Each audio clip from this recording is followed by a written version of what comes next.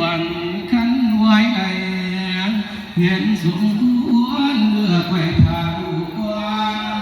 มันอีอ่อนเมียลาไปมาเป็นสมเมียปากหัวมากันมาเมียอีทางสายเอ้ยเอ้ยเดินทำไหนกันให้มีติ่งว่ามีสิ่งสิให้ทางมัวดินสองกุมารบัดเรียนความใจดำงามมาที่เด้อน้องหาคนอยู่สาสีก็หายเรา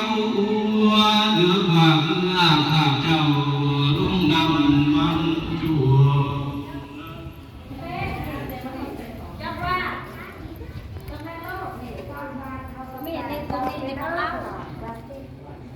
ยืนในหัวแนวกะกุมในหมอดซองหางห้อยหัวตามสาสังหลวงกะบ่มีบ่ลอยกะพื้นฟ้าทุกทางเจ้าสังหลวงพญาเวียพามาให้ใส่หนอเจ้าบ่มวนของงามหาว่าน้ำหนักเป็นสัวอยู่ในป่าป่าญาทวนป่าพื้นอีกป่าไม่บ่วนหัวกระดูกน้อยกะขึ้นมาพัดหางหลัง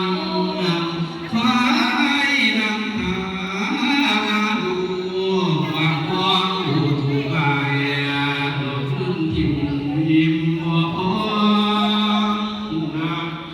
ยีละน้อมาที่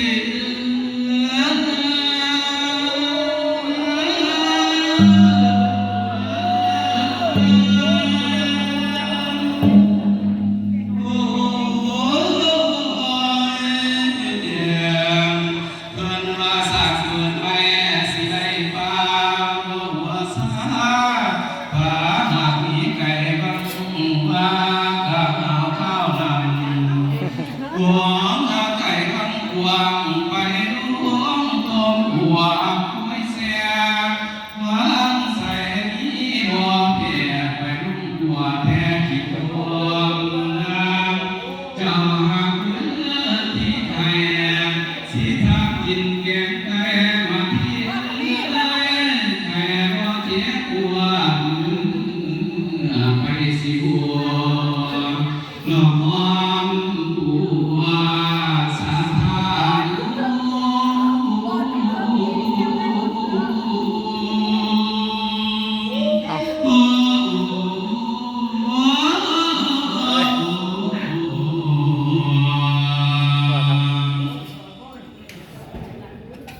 หาเวียนหาพวงไอมาที่นางคนใหม่ไข่ของนางคือสีเทียนอ่อนจอคือสีเทียนอ่อนจอยอยากแก่กาวด้วยงามถ้าเบียดว่าเท่านั้นกะเสยยัวของจางมาที่เวียนทางอาทวงดังที่หัวไก่น้อยว่าเพีย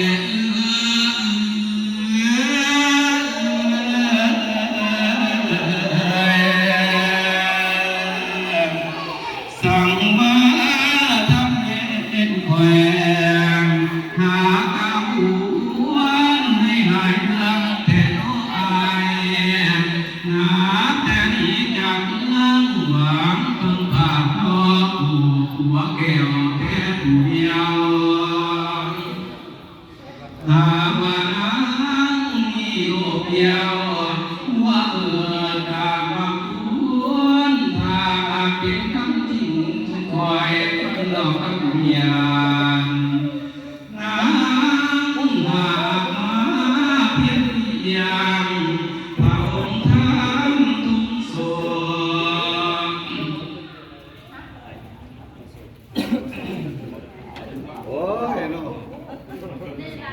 ทานน้อมทำก็ถือก็ออกเส้นก่อนจงประหารเสียเอาหัวไปย้อนมาเพียสารพาโอ้ยพี่เอ๋ยนักนางทำเถิดตัวตานางมองจงจักนาง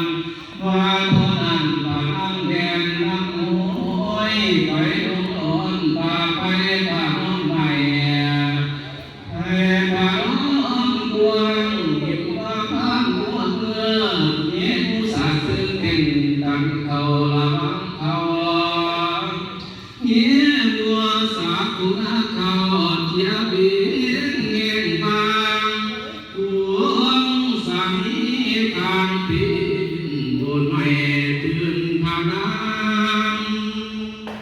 นางพาแม่เจ้าให้คนป่าคุ้มนางพวกทั้งผู้เจ้าคอยทานไปนา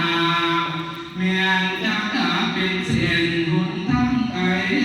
สิพานย้อนว่าแม่เจ้าว่ามีไปผู้เดียว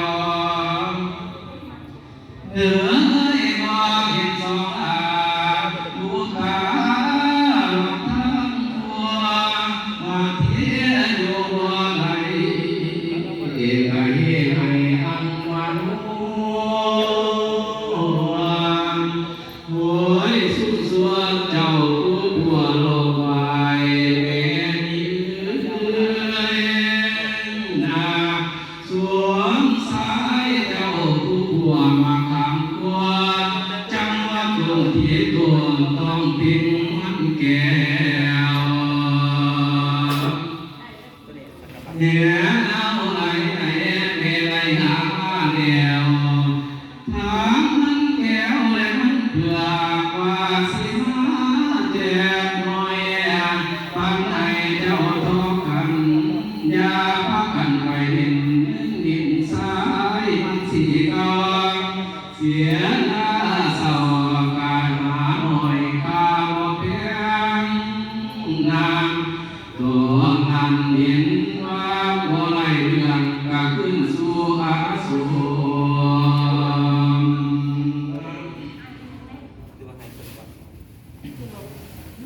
บางเสียจากไปทุนทาง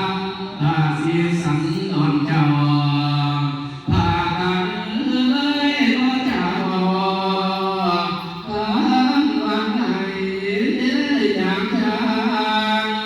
จังหวะนั้นนาตาการใดก็บ่จางเท่านั้นกำสูญเสียงตามาที่หัวมืดมาแล้วเหตุการณ์ส่งผู้น้อยกันเลยลงรองเท้านาเลยสารหัวคงเจ้าเป็นลูกเท้าลาวาบีต้องเบียนดอกอยู่แล้วรวมต้นบัวดอกไม้มาที่ตาหลอกเท้าทายสาธาอยู่